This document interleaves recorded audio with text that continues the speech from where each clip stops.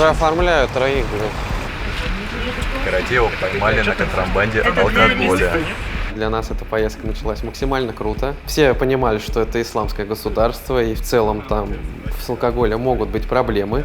Я заранее предупреждал, что если вы хотите, нужно покупать в дьюти-фри еще в России. Не каждый допер, конечно, что не нужно складывать сумки с алкоголем на рентген. Нашлись у нас всегда типичные хоккеисты, которые не мозгами своими думают, а печенью. Господа, вы нарушили законы данной страны. И теперь, не знаю, пустят вас даже в автобус или нет. Главное, я об этом не сказал. Ты вот прошел такой спокойненько. Я всем говорил все. Подожди, ты что, вот это 2 литра, которые ты взял, ты все их отдал? Сколько ты денег потратил? 50 евро.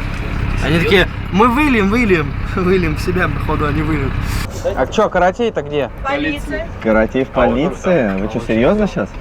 Ну, А вы потому почему что не на там? него записали весь алкоголь, и он единственный, типа, виновник торжества.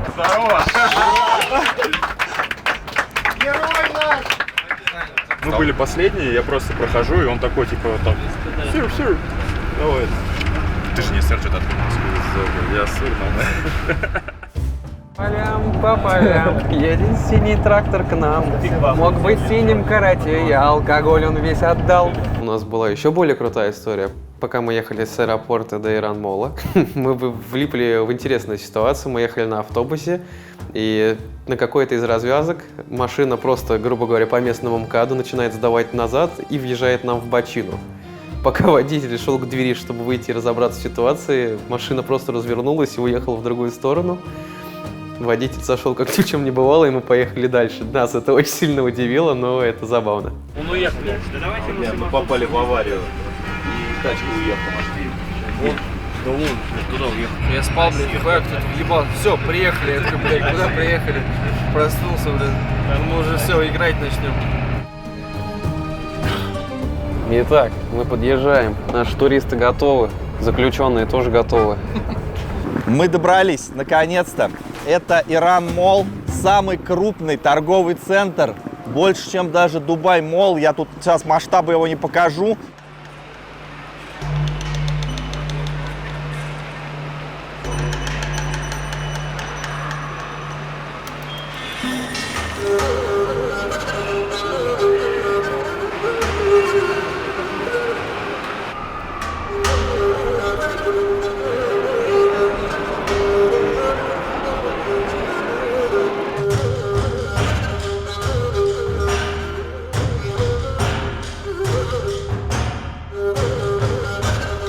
Persian Cup – это турнир, который проходит в Тегеране. Он ежегодный. Организовала его компания Amhel. Это компания, которая занимается международными хоккейными турнирами. Поступило предложение для команды Хорс сыграть в этом году на этом турнире, и мы не смогли отказаться, так как с Ираном у меня довольно-таки теплые воспоминания. Я играл за сборную, приезжал уже на турниры, делал кемпы для ребят, и я просто не мог отказаться, чтобы не привести туда свою команду. При словах «хоккей» и «Иран» вы можете слышать какие-то антонимы, но все-таки это страна, которая живет хоккеем, это та атмосфера, которая, наверное, заставит аплодировать стоя болельщиков из крупных регионов, как Москва, так и Питер, так и Екатеринбург. На данный момент в Иране всего лишь один каток, он находится в Иран-Моле. Не так классно там по условиям. Хоккей – это труднодоступный вид спорта для Ирана, но пацаны стараются, у пацанов горят глаза, у них всегда атмосферно на каждом матче чемпионата, на каждом матче турнира, и какие-нибудь кемпы, сборы, там, предсезонные подготовки, тренировки, всегда трибуны битком. Для них это огромное хобби. Когда я первый раз приехал на этот турнир, меня очень приятно удивила эта атмосфера. Болельщики пели, болельщики кричали, после игры каждый подходил взять какой-то автограф, по 15 минут стояли просто сфоткаться. В России даже такого на данный момент нет. Все понимают, что Иран – это исламское государство, и поэтому есть разделение на трибунах среди женщин и мужчин, так же, как и у игроков. Женщины отдельно, мужчины отдельно. Но это не является каким-то поводом кому-то там быть тише на трибуне, кому-то громче. То есть всегда трибуна битком, всегда максимальная атмосфера, что на одной части, что на другой. Что по составу? Игровой. В расписании у нас стояли игры с командами Icebox и Radiant Tire. На самом деле это была юниорская сборная Ирана Ю-18. Первую игру мы отыграли, в принципе, довольно-таки легко, потому что это еще молодые пацаны, которые совсем неопытные, но стараются, прогрессируют, растут. И я опять же верю, что у них все еще впереди. Но для нас эта игра получилась совсем легкой. Но я думаю, это было комфортно, потому что это первая игра, климатизация, привыкнуть ко льду. Все-таки условия по сравнению с Россией, там лед намного хуже из-за жары и так далее. Плюс холодильники всегда не выдерживают такую атмосферу. И просто нужно было привыкнуть, подготовиться к национальной сборной. Это все-таки был основной матч. Александр Радулов, номер 47.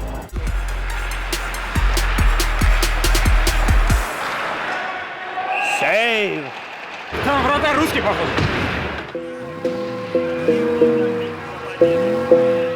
Она летит прям просто чик, я ее бах, но там вратарь. Там не было, блядь, ты поворот не попал.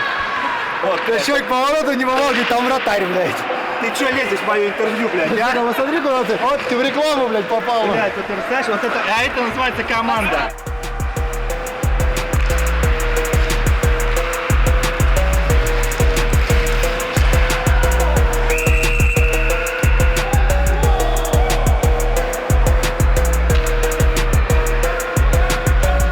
Запомните эту тройку, легендарную. Ее больше не будет.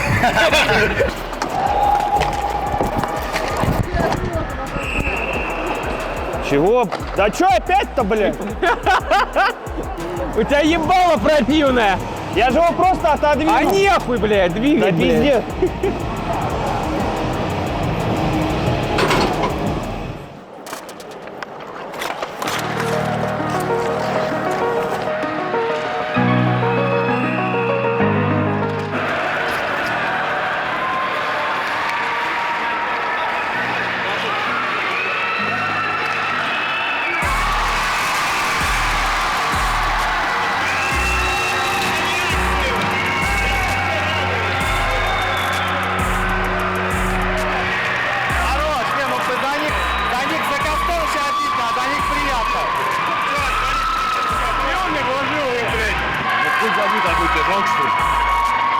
Да, вдруг разница шайб через... Я хотел, чтобы Костен для всех матчей анонсировал.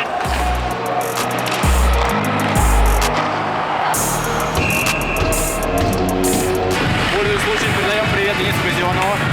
Без тебя так заебись, блядь. 14-1 видел, блядь. Message on Instagram. I'm your huge fan. Do you see that? Я, thank you.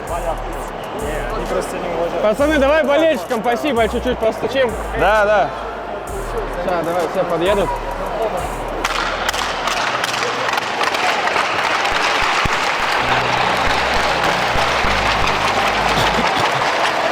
Вы лучшие!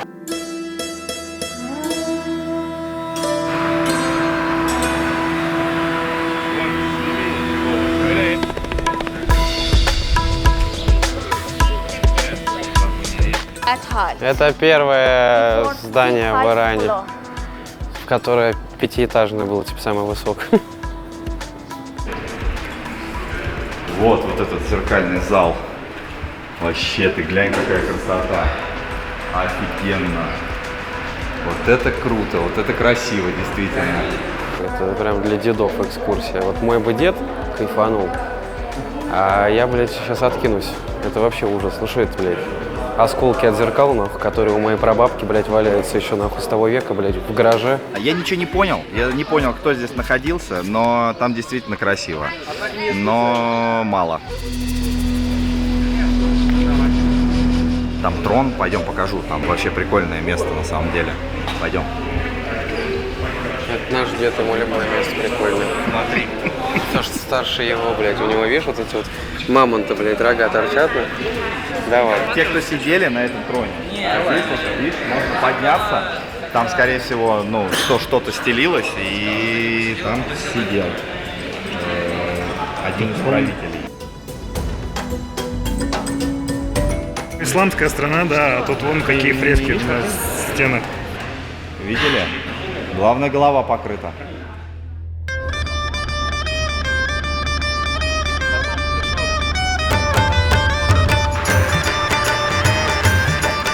Ну, опять же, кто не знает, в Иране есть две валюты, реалы и туманы. Это все измеряется в миллионах, относительно там доллара это слишком большие деньги. Там вообще в целом трудно поменять деньги. Ты пришел доллар менять? У меня больше нет. Забрали всю валюту, что их не было. Вон шкаф тут скрыт. Что, реально? $0? Ну иди, подойди. 500, он вел сколько? 100 долларов, сколько он дал этого? Не все получается. Премки за первую игру получены. Мы идем в кафешку. У нас денег много. Так, мы выкупаем это заведение. Мы решили скинуться ребятами в первый же день по $100, чтобы хоть какие-то деньги иранские были у нас на руках. Но возникли трудности при разделении, потому что мы дали $500, нам дали вот такую котлету денег, и мы не смогли просто ее ровно попилить. Пришлось возвращаться в банк, чтобы нам сделали 5 одинаковых пачек, и после этого у нас у каждого были хоть какие-то деньги на руках.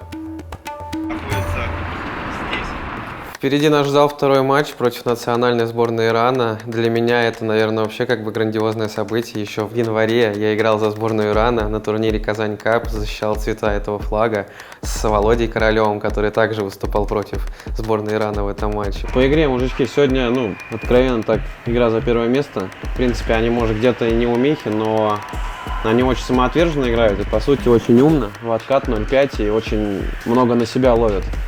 Посерьезнее к игре отнестись. В первую очередь, как бы это полезно для самих нас будет, там и в будущем, чтобы, может, где-то с ними на турнирчике покататься, там, чтобы вас, опять же, звали туда, какие-то кемпы проводить, денежку зарабатывать. Кому-то просто гражданство, может, придется урвать в этих пиздатых хоромах жить. И независимо от счета мы играем до конца, играем в пользу. Понятно? Хорсы, погнали!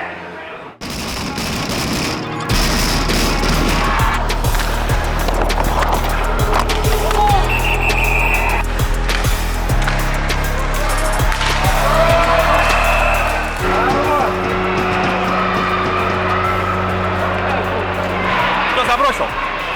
Я проглядел, я только со смены вышел.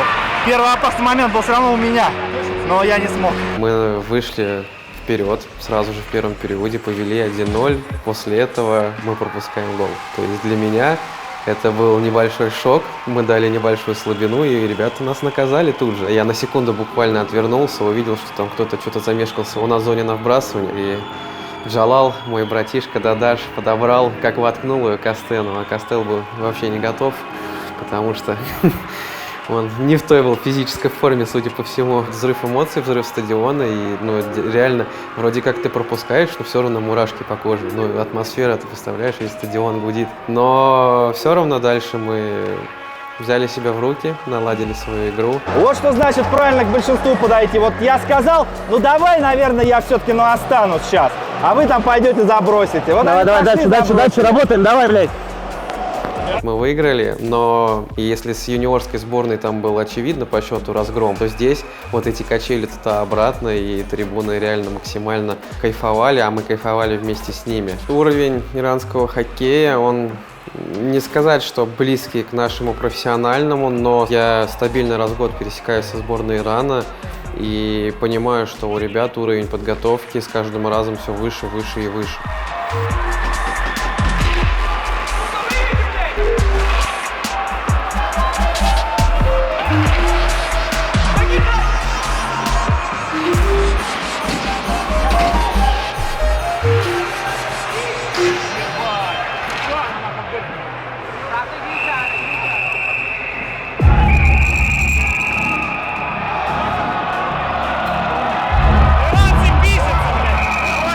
Иранский хоккей имеет свои особенности, например, работа судей, да, там люди еще не высококвалифицированные, но при этом они готовы тебя слушать, они понимают, что если у тебя достаточно опыта, ты можешь подъехать, сделать какое-то замечание, он обязательно тебя послушает и постарается услышать. I know. What can you say about this? Because we have a 4-1. I told them that if it's not fixed because for the bug of the system, when the time is going to run, it was 4-1. they blocked. When the time is going to run, it's going to be changed and fixed. Okay? Опять же, в плане болельщиков, ты вроде как чужая команда из России, но все равно люди переживают там каждый гол, каждое какое-то падение, каждую ошибку, как за родную команду. После матча вы всегда братишки, то есть нас всегда там ждут, нас всегда любят, и также там по 10-15 минут люди ждали там, чтобы с нами сфотографироваться. Вау, ребята, сложнейший матч за нами. Победили 4-1. Парни, спасибо. Спасибо. Спасибо, мужики, спасибо. Thanks, good game, thanks. Спасибо, мужики, спасибо. Thanks. Спасибо, Thank you very much. Фух, вот так вот сборную Ирана обыграли, друзья. Это было очень сложно. Но еще 2 игры впереди, и будем бороться за первое место.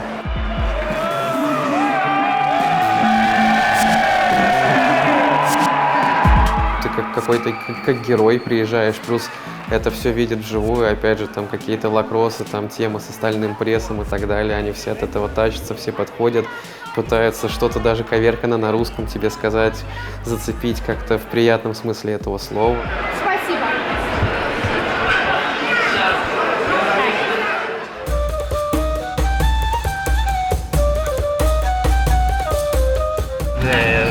А мы доедем вообще куда-нибудь?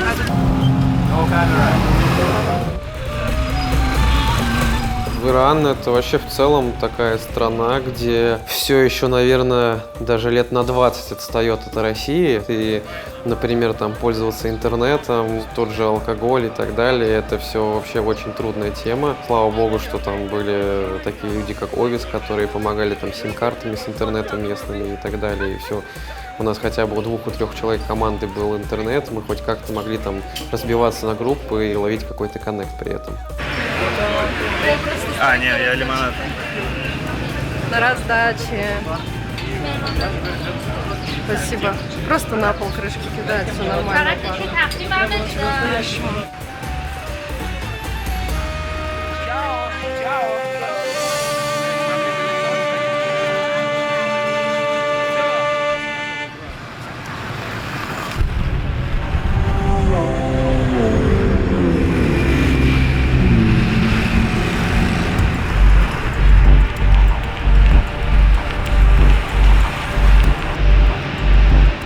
Американского бывшего посольства в Иране, где, соответственно, нелюбовь вся к Америке проявляется вот полным вообще ходом. Вот здесь вот встроены черепа. Ну нет, наверное, не детские, все-таки взрослые больше черепа. И я так понимаю, это настоящие черепа, которые просто характеризуют то, что много людей погибло от рук представителей США, монополистов. А пойдем картинки посмотрим. $1. Вот такая вот рука статуи свободы. Здесь дальше Макдональдс с колючей проволокой. Еще дальше Микки Маус с пистолетом. Волк, который превращается в Капитана Америку. И этот Капитан Америка потом переходит в военного. И дальше военный бежит за горящим ребенком. Ну и дальше флаг США весь в черепах. Ну это, друзья, пиздец, честно.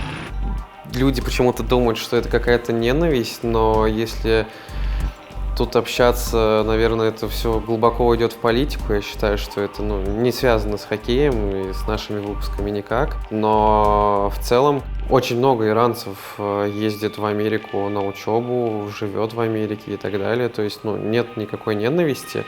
Но при этом, как бы, бывшее здание посольства, да, там имеются разные рисунки, граффити и так далее, как достопримечательности, все. Документы, видимо, передают. Да, вот он. Сюда кладут, с той комнаты, где мы с тобой сейчас были. Сюда кладут, тут забирают. Да, потыкать так охота все.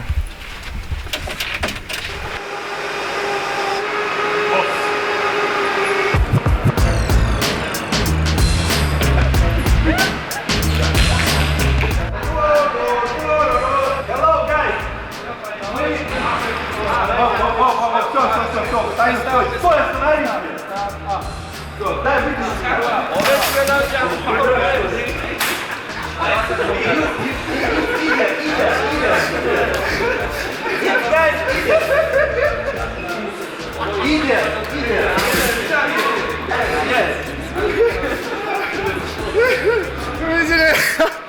Давай, ручки. Кто по борту не стучит, ЦСКА не заиграет. Не так, Терминатор не смотрел, блядь. А, он старше тебя, фильм, ёпта. Black Russian — это команда организатора, это в целом, в принципе, люди, которые просто приезжают на коммерческие турниры за свой счет, и редко у них получается кому-то составить конкуренцию для нас. Это была проходная игра, это был завершающий день. Самое тяжелое в этой игре я могу выделить только ранний подъем и раннее начало игры. Это, по-моему, 8:30 утра было. Мы перебороли похмелье ребят и смогли выйти достойно победить соперника. Турнир проходит под эгидой Ирана и России. Все понимают, что это тоже санкционная страна, и не каждая страна туда готова приезжать играть. Так же, как и сейчас в Россию, мы, можно сказать, в какой-то степени в одинаковых условиях. И я считаю, что от того, что Россия туда едет, выигрывают и они, и мы, потому что это разнообразие. В конце концов, когда еще любительские команды смогут поиграть с командами сборными, которые выступают на чемпионатах мира?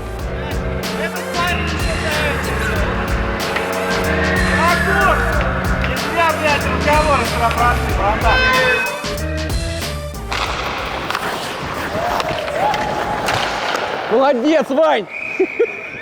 Молодец, сынок!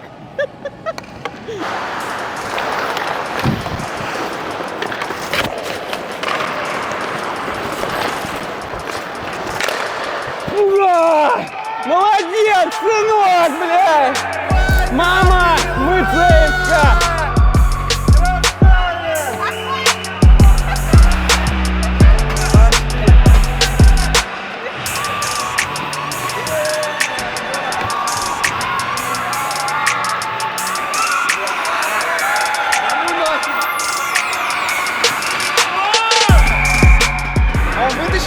Да. Ебать, это был гол. Брат, я тебе говорю, ты лучший. Это был good save. Good save от Костенко. Малышка, Чип, стрелять вперед без ошибок. Бля, Ванька Янченко забил наконец-то. Без меня играешь. Посадить можно. Только со мной 2 забил, и все, блядь. Задумайся, я но. тоже на льду был. Да ты такой себе. Я ему 2 дал. Со мной все забили.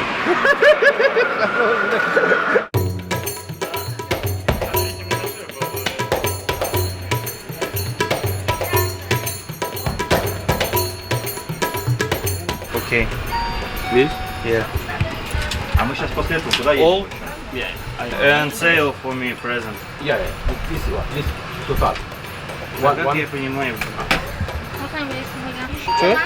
Мне красно-серый больше нравится. Че, Тань? Он такой блестит, да? Красиво. Да. И дешево вообще получилось все вместе. Вот эта херня 19 лямов стоит. Баксов. Сколько?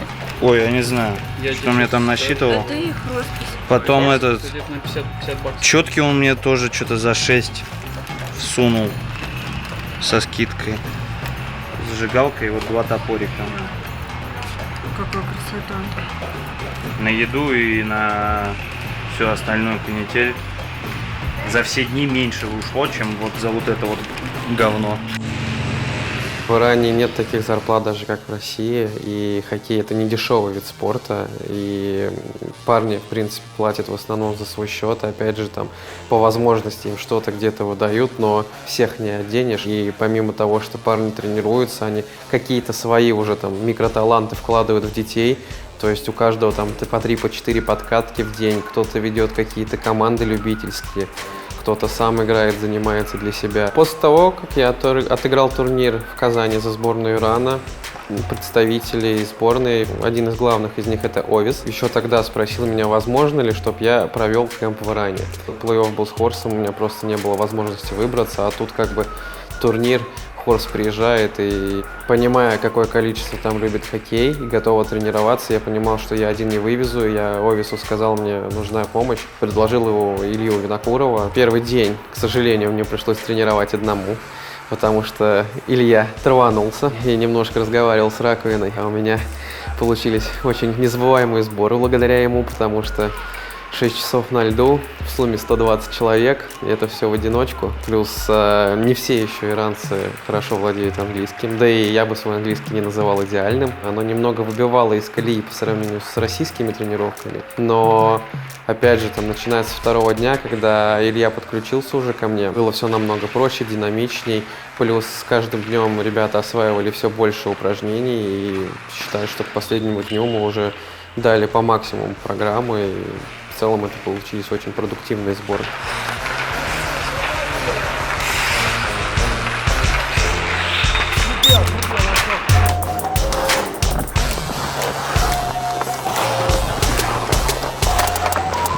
Okay, understand? Guys, go on board.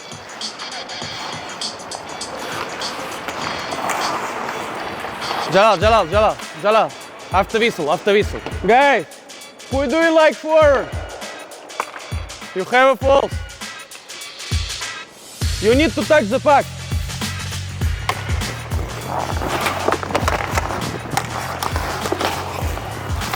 Understand? Touch the puck. Don't try to turn. Puck is okay. Who play like this? Put your stick in feet, okay?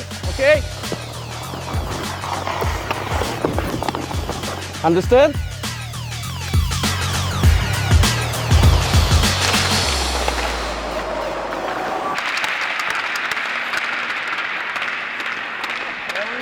По поводу, опять же, отравлений, помимо Илюхи Винокурова, много ребят свалилось, не только с нашей команды. Все-таки иранская кухня – это не для каждого русского желудка, это все-таки довольно-таки жирная пища. Я старался кушать как бы более такую подробную для моего желудка, какие-нибудь там бургеры, картошечки, не стоит обманывать себя. Поэтому я обезопасил себя кока-колой на ночь, и меня никогда ничего не берет в таких случаях. Да, ребята более слабенькие, там как Макс Жук, Илюха Винокуров, проводили следующий день в постели возле своего друга. Я бы не стал как-то выделять эту кухню, это кухня их народа, то есть для них это типичная еда, это то же самое, что для нас там кушать борщ или там пельмени.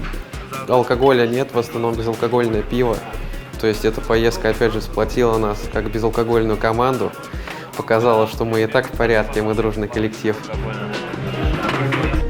Свисток, да, шайбу бросают, ты нахуй это дело забываешь, несешь сюда со всей скорости, да? Я вот тут вот эту всю хуйню смотрю, тоже несусь, да пизды вообще что будет. Эти трое по ситуации шайбу вот сюда откидывают и понеслись все втроем, раз. Вот здесь, короче, за раздевалкой переодеваемся по-быстрому и в ресторан нахуй на такси, понял, да? Да. Пьем пиво, блядь, и с утра в Москву нахуй. Ну, последняя игра была с питерской командой РВС, как-то она получилась очень проходной и не понравилось, честно, настроение команды на эту игру. Они уже заранее отдали, заранее там разнылись, и был у них там какой-то дед, ворчал всю игру. Дедов ебет десятку даю. Я играю. Я типа, блядь, мы помогаем им выиграть, это не наш уровень, блядь. Короче, хуесос старый.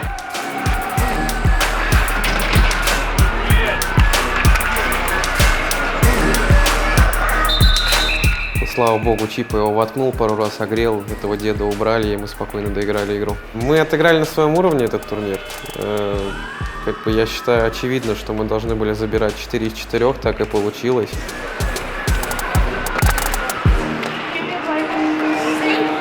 После последней игры, да, там был аншлаг у раздевалки. Я бы не сказал, что там к РВС так бегали или там к Black Russian так бегали. То есть это именно Хорс, люди следят за Хорсом. Ну, реально, вот кто-то думает, что там наши подписчики в Инстаграме это фейки, это просто половина иранской страны. То есть для людей там, ну, конечно, майка с автографом, там, что угодно. Да, люди просто даже те же гамаши брали, ну, просто чтобы на память, во-первых, что-то осталось, во-вторых, там, ну, на будущее, почему нет? Что-то из формы, оно пригодится. Клюшки, само собой, это вообще там как бы расходники, так скажем. У людей нет возможности, например, покупать клюшки. Почему? Если у тебя там несколько клюшек, не дать одну там кому-то из пацанов, может, она им пригодится. Он еще заиграет, потому что у них шансов больше попасть на чемпионат мира, чем у кого-то из нас даже на данный момент. Кто сказал, что есть президент? Серым пришел сюда. Прям президент страны? Да. Вон стоит, вон в сером пиджаке. А рядом с ним президент Федерации зимних видов спорта.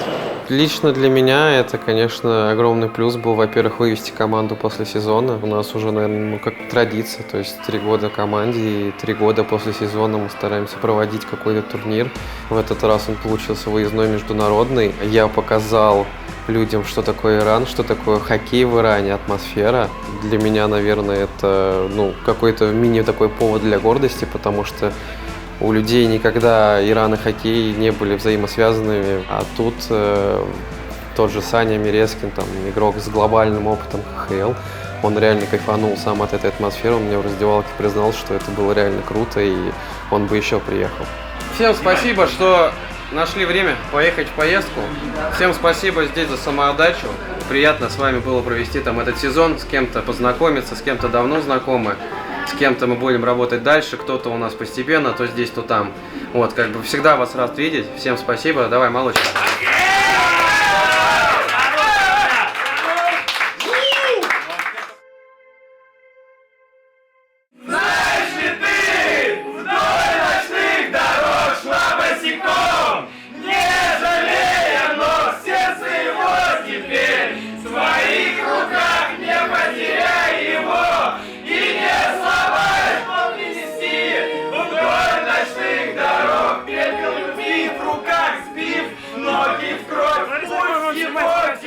Это спартаковская песня. Не потеряй его!